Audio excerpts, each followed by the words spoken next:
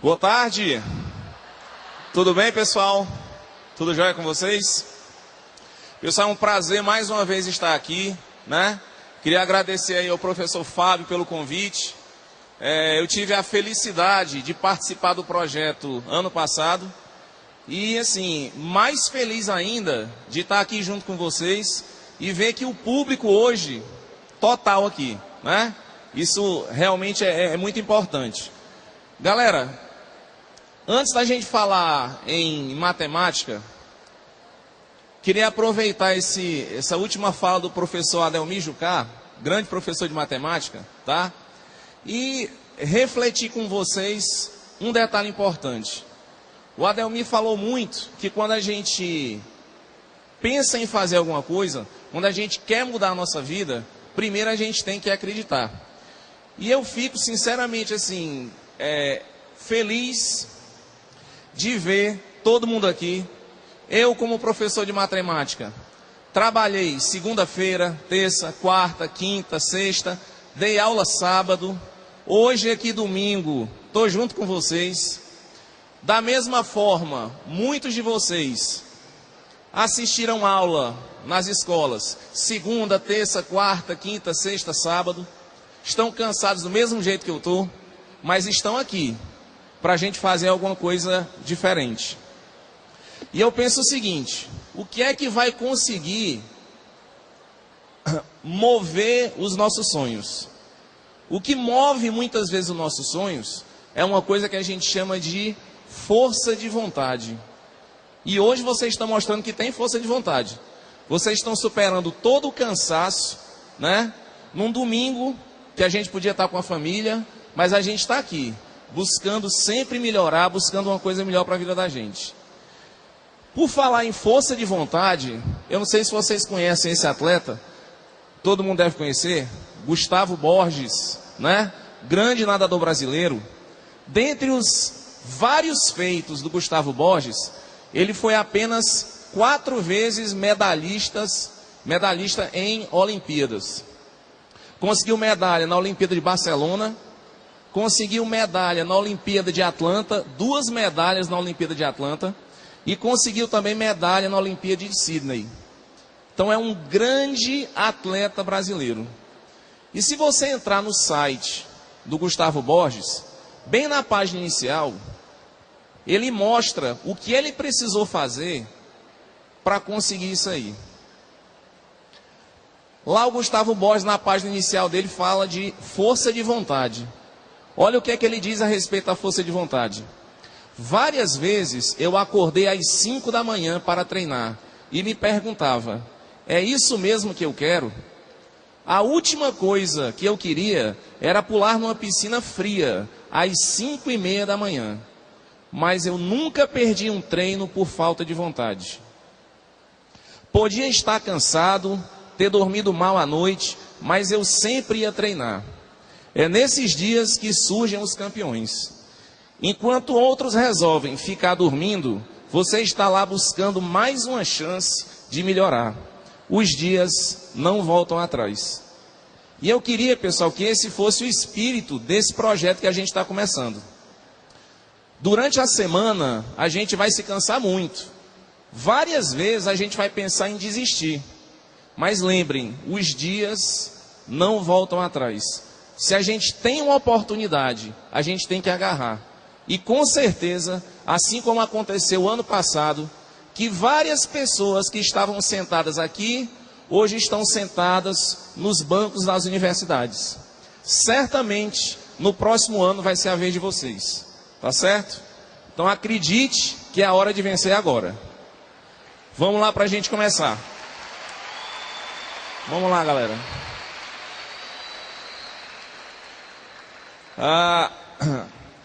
Hoje eu trouxe um tema para a gente trabalhar aqui um pouquinho. O tema da análise combinatória, dos princípios de contagem. Alexandre, esse tema é um tema difícil? Mais ou menos. Tem uma vantagem, qual é? Você não vai precisar saber muita fórmula para conseguir resolver questões de análise combinatória.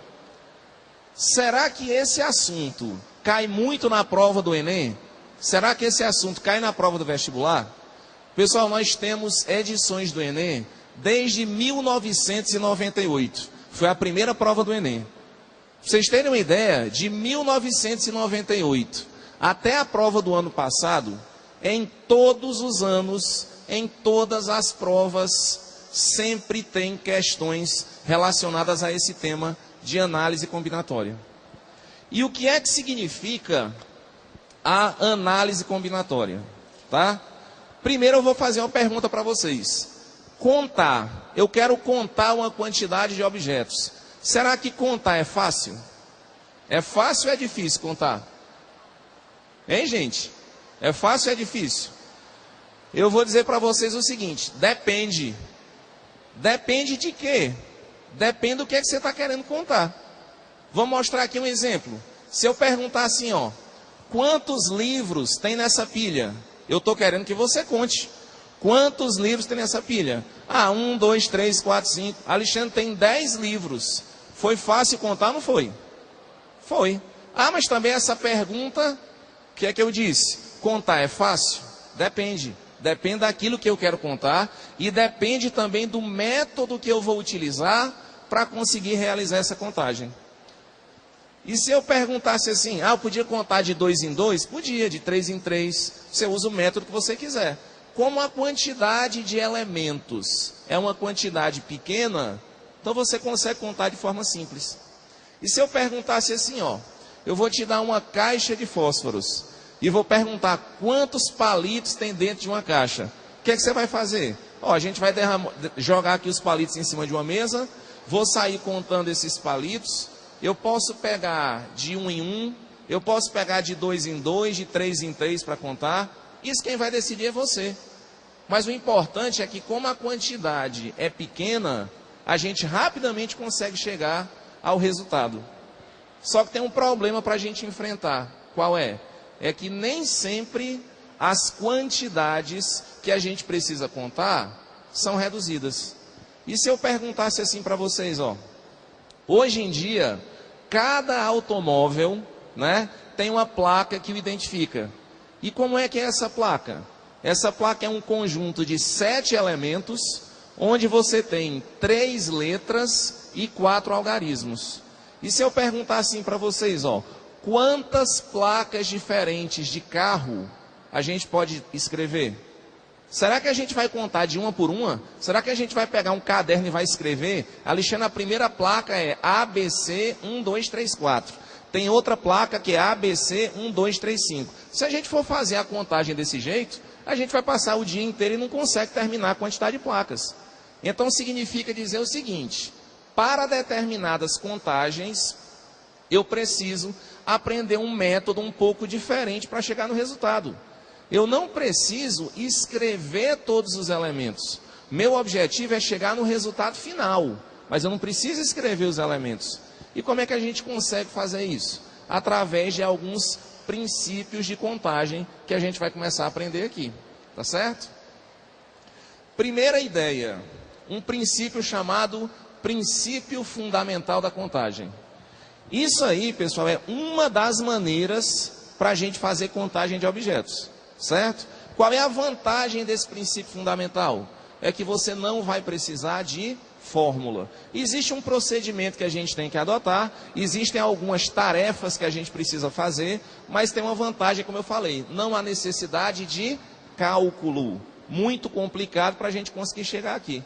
O que é que diz o princípio fundamental da contagem? O princípio fundamental da contagem diz o seguinte, se uma ação é composta de 2 etapas sucessivas, sendo que a primeira pode ser feita de M modos, e para cada um destes, a segunda pode ser feita de N modos.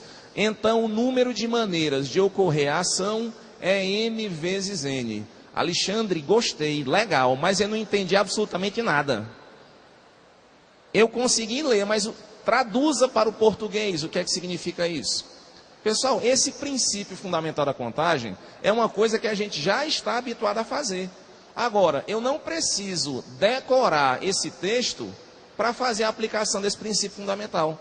Pois então vamos fazer um exemplo. Um exemplo que seja mais ou menos do cotidiano, em que a gente possa fazer uma contagem aplicando esse princípio fundamental da contagem. Vamos pensar aqui comigo, ó. Esse exemplo que eu estou dando aqui para vocês, não está na apostila de vocês, não há necessidade de copiar, eu quero só que vocês acompanhem comigo aqui, tá certo? Vamos lá, a pergunta é a seguinte, ó.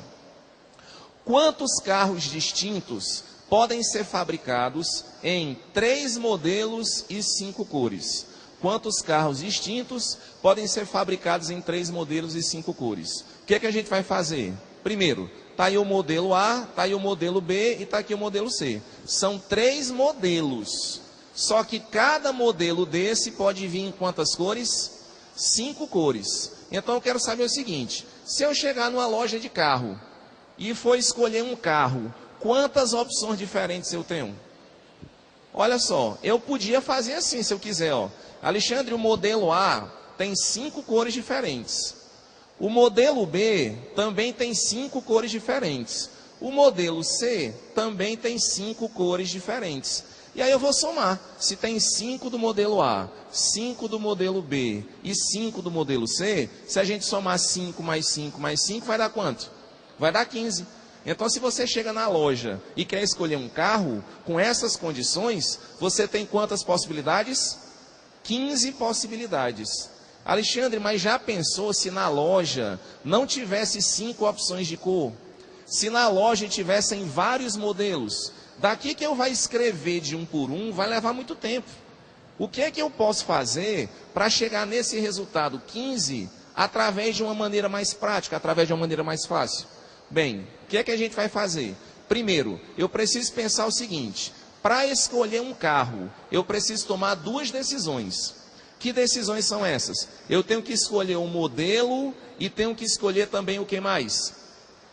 Tem que ser o modelo e o que mais, gente? Eu tenho que escolher o modelo e a cor, né? Então, eu vou escrever assim, ó. Eu preciso, para realizar essa questão, escolher o modelo e escolher também a cor. Na hora que eu for escolher um modelo, eu vou escolher um modelo só. Mas eu tenho quantas opções para escolher o modelo? 3, pode ser o A, o B e o C. Eu tenho 3 opções para escolher o modelo. Pronto, escolhi o modelo. Agora eu vou escolher a cor. Quando eu for escolher a cor, quantas opções eu tenho? Eu só vou escolher uma cor, mas eu tenho 5 opções, né? Então eu vou botar aqui, ó. Eu preciso escolher o modelo, 3 opções. Preciso escolher a cor, 5 opções. E aí, pessoal, para saber de quantas formas diferentes eu posso escolher esse carro, depois que eu coloquei as quantidades, é só multiplicar. Quanto é 3 vezes 5? 15. Qual é a vantagem de fazer isso? É porque eu não precisei escrever elemento por elemento para saber que eu tenho 15 possibilidades. E isso é que a gente chama de quê? De princípio fundamental da contagem. Isso é um princípio que a gente usa na matemática. Tudo bem? Vamos continuar. 3 passos importantes que a gente precisa dar sempre que quiser resolver qualquer problema que tenha a ver com contagem. O primeiro passo é verificar quais decisões devem ser tomadas para realizar a ação e destacar cada uma delas. O que foi que a gente fez na questão anterior dos carros? O que é que eu preciso escolher? Eu preciso escolher uma cor e preciso escolher um modelo, não é isso? Então a gente destacou as 2 decisões que eu tenho que tomar. Depois, verificar quantas possibilidades há para cada uma das decisões. Lá nós dissemos que para o modelo eu tinha 3 opções e para a cor eu tinha quantas opções? 5. Depois que eu disse o que é que eu tenho que escolher e coloquei de quantas formas diferentes cada etapa dessa pode ser realizada, o que é que a gente faz? Efetua o produto dos resultados obtidos. Quando a gente multiplica, a gente chega no resultado final da questão. É isso. Isso é que a gente chama de princípio fundamental da contagem. Beleza isso?